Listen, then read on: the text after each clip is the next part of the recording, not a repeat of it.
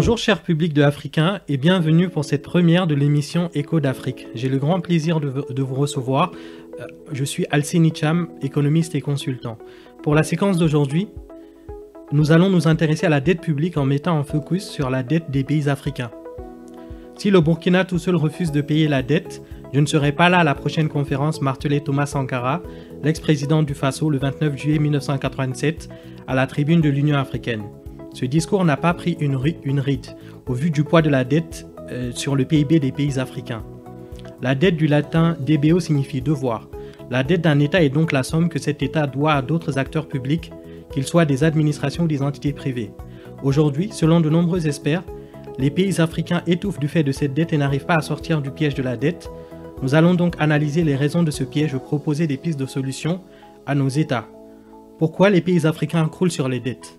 En effet, les pays africains croulent sur les dettes parce que beaucoup de pays africains essayent d'investir, notamment pour pouvoir dépenser, notamment en matière d'investissement, et pouvoir subvenir à leurs besoins. Car malheureusement, les pays africains connaissent pour beaucoup des déficits d'infrastructures qui sont cruciaux, notamment en Afrique, parce que parfois, dans beaucoup de secteurs, que ce soit dans le secteur agricole, dans le secteur par exemple des industries, ou par exemple dans les institutions, il y a beaucoup de déficits criards en matière d'investissement. Donc du coup, même par rapport aux infrastructures de santé, aux infrastructures sanitaires, aux infrastructures éducatives, il y a beaucoup de déficits et donc du coup, les États africains essayent de se financer et donc essayent d'emprunter auprès des bailleurs de fonds, que les bailleurs de fonds soient des acteurs privés ou des acteurs publics. Et donc du coup, d'ailleurs, les économies africaines, les pays africains essayent par exemple de s'inspirer de la théorie keynésienne dont parle John Maynard Keynes, par exemple le multiplicateur keynésien. Donc du coup, les pays africains essayent vraiment d'utiliser la dette pour faire de la dette un pionnier, un facteur d'investissement et de croissance, comme le recommande John Maynard Keynes dans sa théorie, notamment pour essayer de relancer le multiplicateur keynésien. Donc bien évidemment, les pays africains essayent justement de financer leurs investissements par la dette. Mais malheureusement, la charge de la dette devient importante car les pays africains empruntent beaucoup. Et donc, du coup, la charge de la dette augmente. La charge de la dette, disons d'une certaine manière, c'est l'intérêt de la dette. C'est-à-dire que les pays africains doivent non seulement rembourser la dette, mais il y a aussi une charge de la dette qu'ils doivent rembourser. L'intérêt de la dette, et cet intérêt de la dette est parfois trop élevé. Donc, non seulement ils doivent consacrer une grande partie de leur investissement à faire des routes, à faire beaucoup de dépenses, en même temps, ils doivent aussi utiliser cet investissement-là pour pouvoir aussi prêter et rembourser une partie de la dette. Donc du coup, la charge de la dette devient trop importante et donc du coup, on parle de la question de la soutenabilité de la dette.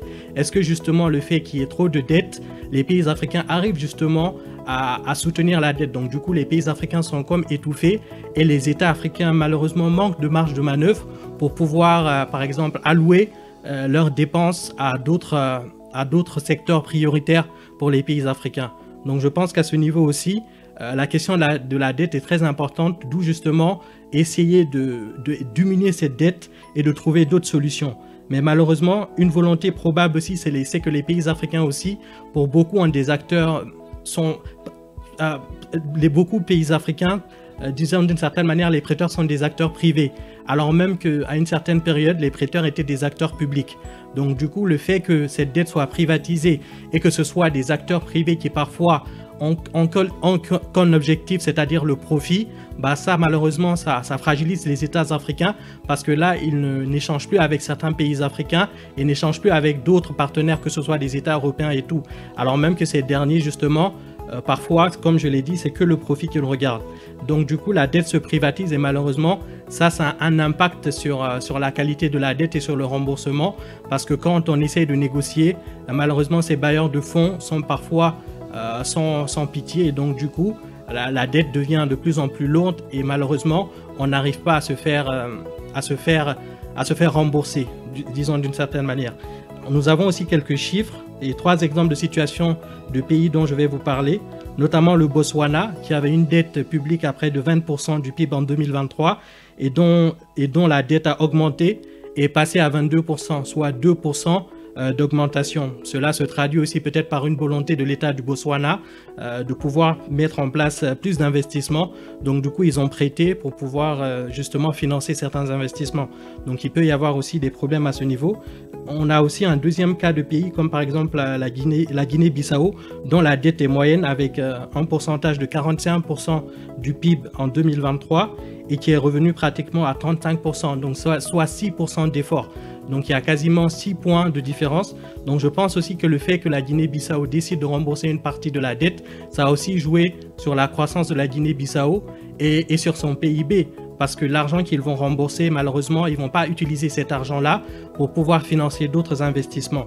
On a aussi le cas du Zimbabwe qui est quand même un pays où la dette est assez élevée. Elle était pratiquement à 92% du PIB en 2023 et ils ont réussi à rabaisser la dette et ils sont venus à 87%, soit une baisse de 5 points.